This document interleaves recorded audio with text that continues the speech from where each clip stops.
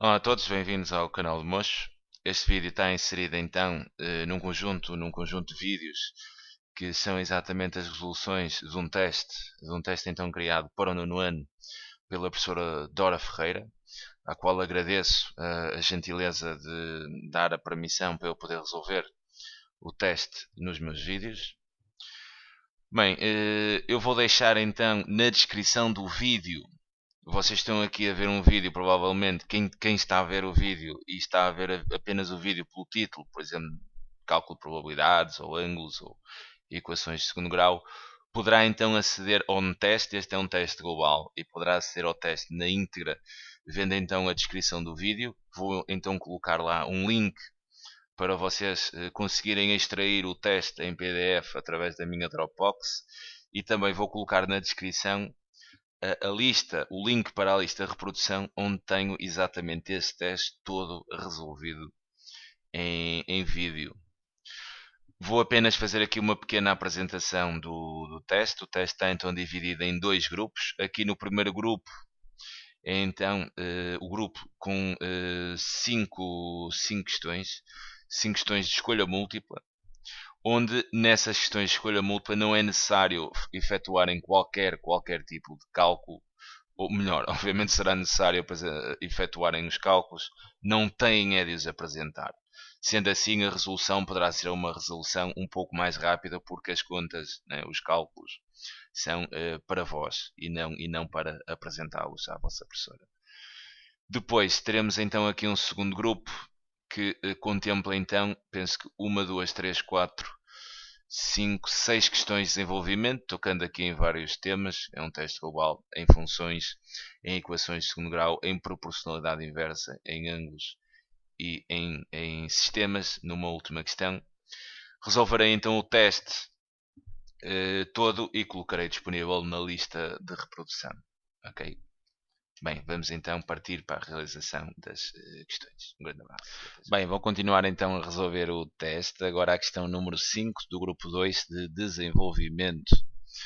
Bem, é uma questão que toca novo exatamente nos ângulos e nas propriedades desses mesmos ângulos na circunferência.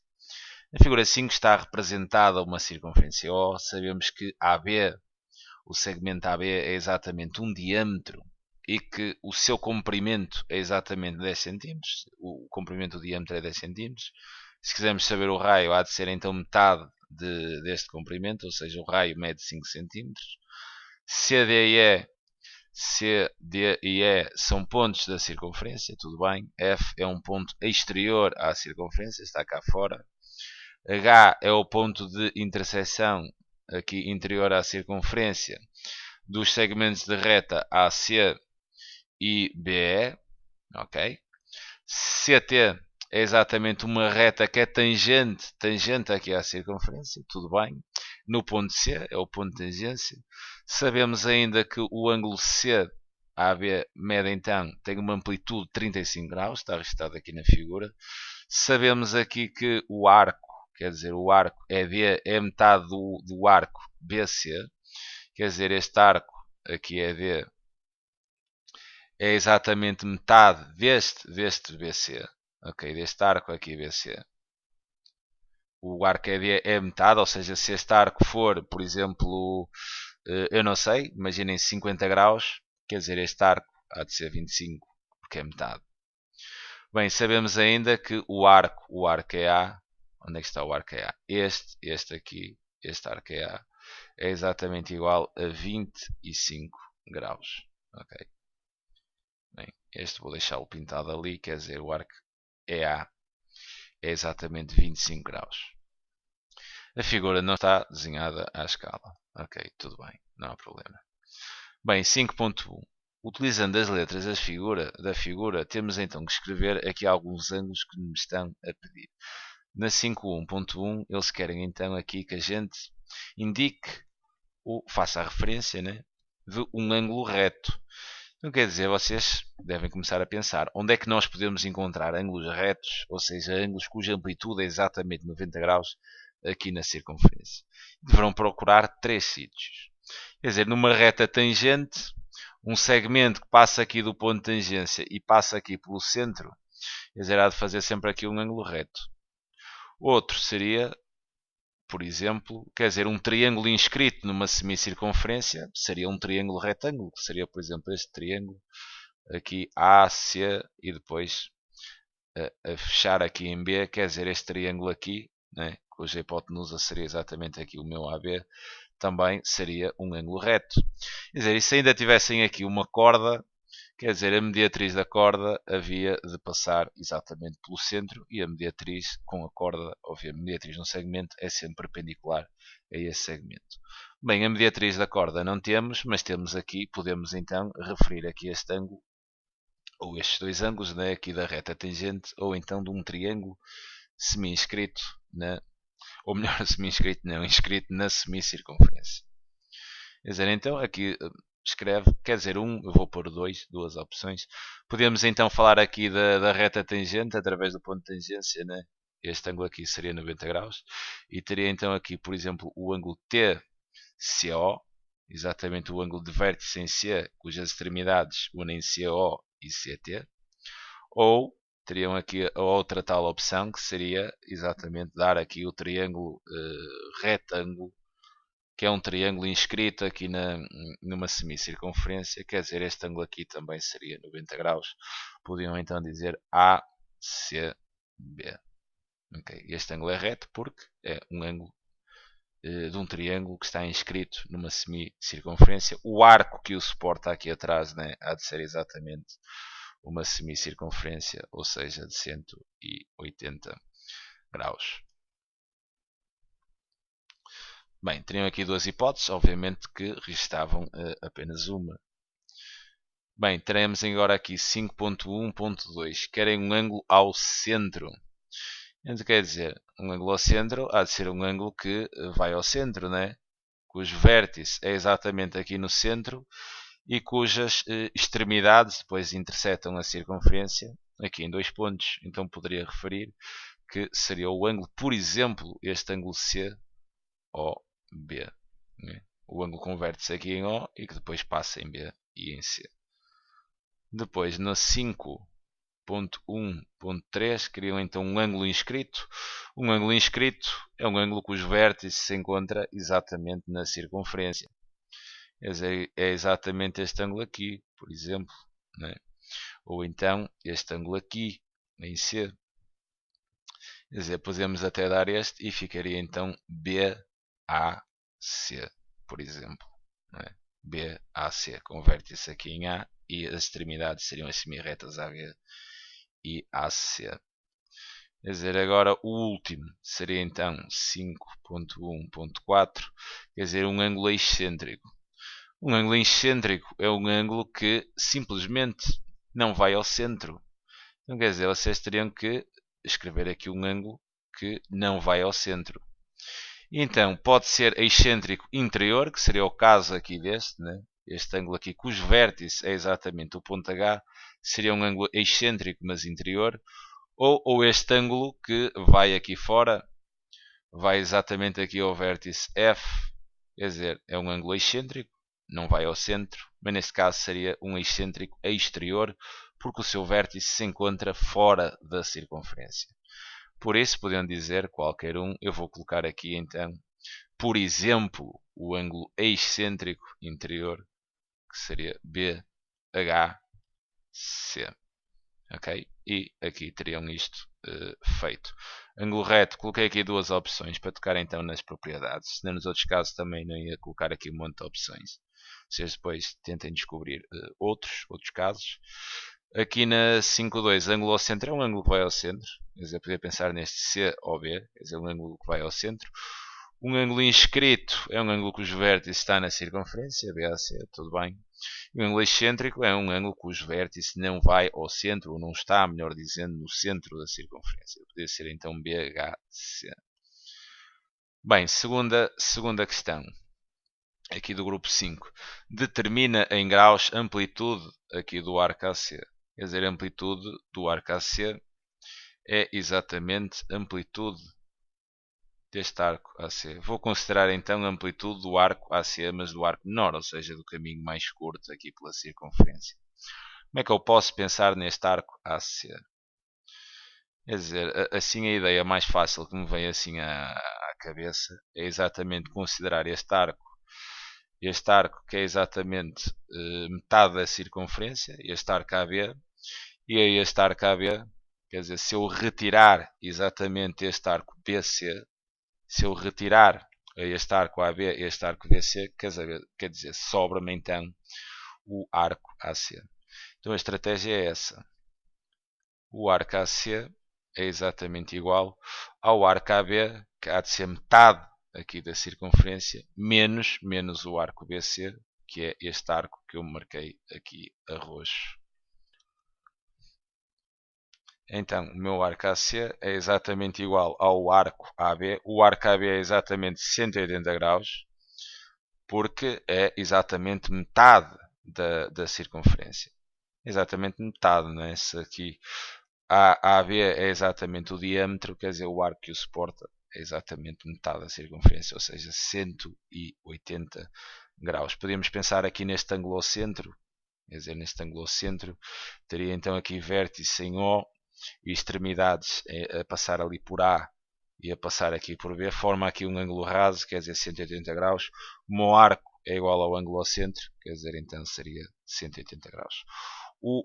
Este arco aqui BC, quer dizer, eu tenho aqui este ângulo, que é 35 graus, e este ângulo é um ângulo inscrito, quer dizer, exatamente deste meu arco BC. E um ângulo inscrito vale exatamente metade do arco. Quer dizer, este ângulo e este arco BC, peço desculpa, será exatamente igual a metade do ângulo BAC, porque, coloco aqui, o ângulo A, não, melhor escrito seria porque o ângulo não A, mas sim BAC, que já coloquei aqui notação, é um ângulo inscrito, ok? É um ângulo inscrito do arco BC. Então, se é um ângulo inscrito, pois eu tenho aqui um erro, cuidado. O ângulo B, quer dizer, o arco BC não é exatamente igual ao ângulo inscrito, é exatamente igual, não ao ângulo inscrito, mas a metade desse ângulo. Ou dobro, peço desculpa, agora confundi isto aqui um pouco. Quer dizer, o ângulo não é igual. Quer dizer, o arco é sempre o dobro. Agora é que está correto. Já começam a ser muitos ângulos, não é? Mas aqui o arco BC é exatamente o dobro do ângulo inscrito. Ok? E o ângulo inscrito é o ângulo BAC. Ok? Está correto. Sendo assim, este arco BC será exatamente igual a 2 vezes 35, ou seja, este arco BC é exatamente igual a 70 graus. Então posso calcular aqui o arco AC como sendo igual ao AB, que é 180 graus, menos este arco BC, que é exatamente 70 graus. Então este arco AC é exatamente igual a 180 menos 70, o que prefaz então uma quantidade de 110 graus. Este arco aqui é 110, quer dizer, este é 110, este é 70, os dois juntos são 180. Ok? Fica então aqui resolvida a questão 5.2. Peço desculpa aqui por esta situação, mas isto às vezes acontece e a gente repara logo naquilo que estaria a dizer quando voltamos a ver isto. Continuando. 5.3. Calcula então o ângulo CFB. Quer dizer, o ângulo CFB é este. E este ângulo é exatamente um ângulo especial. Okay? Este ângulo CFB. Este ângulo aqui. Quer dizer, eu sei do exercício anterior, cuidado que isto é exatamente 70 graus, visto então que aquele ângulo é inscrito deste arco. Quer dizer, quero este. Este ângulo aqui em F é um ângulo excêntrico. Vou colocar aqui. Este ângulo CFB é excêntrico.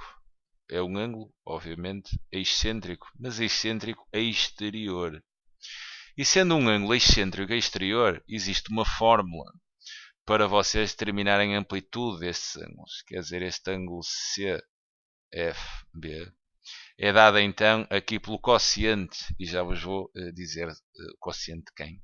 Quer dizer, tem aqui o vértice em F, e se percorrerem aqui as extremidades, interceptam a circunferência aqui num determinado ponto E, quer dizer, e depois continuam, interceptam a circunferência num determinado ponto B. Se percorrerem a outra extremidade, interceptam a circunferência neste ponto D e depois interceptam a circunferência neste ponto C. Ao fazerem estas interseções, isto deu-vos aqui um arco ED, e deu-vos aqui outro arco BC. Estes ângulos excêntricos, mas exteriores, são sempre dados pela subtração, ou pela diferença, melhor dizendo, entre os dois arcos, quer dizer, entre o arco BC, e a diferença entre o arco BC e o arco ED, e é metade dessa diferença. Okay? É simplesmente dizerem que é um ângulo excêntrico exterior e depois podem então aplicar a fórmula. Esse ângulo excêntrico exterior será igual ao quociente da diferença dos arcos e metade exatamente dessa diferença. Sendo assim, o meu ângulo CFB será exatamente igual. O arco BC é exatamente 70 graus. E este arco ED, dizem aqui neste dado, quer dizer, o arco ED é metade, é igual a um meio de BC, o que quer dizer então que o arco ED é exatamente igual a metade de 70. E metade de 70 são exatamente 35 graus. Então tem aqui 70 menos 35 a dividir por 2. Quer dizer, então este ângulo excêntrico exterior é exatamente igual. 70 menos 35 são, obviamente, 35. Quer dizer, e metade de 35 ficaria aqui com 35 sobre 2. E a metade de 35, se a minha cabeça não me atraiçoa, quer dizer, metade, se tivesse 34 era exatamente 17, mas como tem 35, há de ser 17,5 graus. E tem este ângulo, então, ali em F. Bem, próxima questão. Querem então este ângulo agora CHB, que é este ângulo aqui, este ângulo H. Quer dizer, este ângulo CHB também é um ângulo excêntrico. Mas é um ângulo excêntrico, mas é excêntrico exterior. Quer dizer, este ângulo CHB é um ângulo excêntrico, mas é um ângulo excêntrico. Eu já não sei se disse exterior, mas se disse, peço desculpa porque me enganei. Este ângulo é um ângulo excêntrico porque não vai ao centro, mas excêntrico interior. Ok? É um ângulo excêntrico porque não vai ao centro, mas interior. Ao contrário deste, que é excêntrico porque não vai ao centro, mas quer dizer, este ângulo aqui em F está fora da circunferência, daí dizermos então que seria um ângulo excêntrico, mas exterior. Para estes ângulos excêntricos interiores, temos então outra fórmula. Parecida, mas ligeiramente diferente do excêntrico exterior. Sendo assim, este ângulo excêntrico interior é dado então por também um quociente, mas agora vamos aqui, tem aqui o vértice em H. Se vocês percorrerem aqui estas extremidades, interceptam a circunferência em B. Se percorrerem a outra, interceptam aqui em C. Isto dá-vos então este arco aqui BC. Quer dizer, e depois tem aqui um ângulo verticalmente oposto, que é exatamente igual. Quer dizer, se percorrerem aqui as extremidades, isto há de vos dar aqui outro arco, que é este arco AE.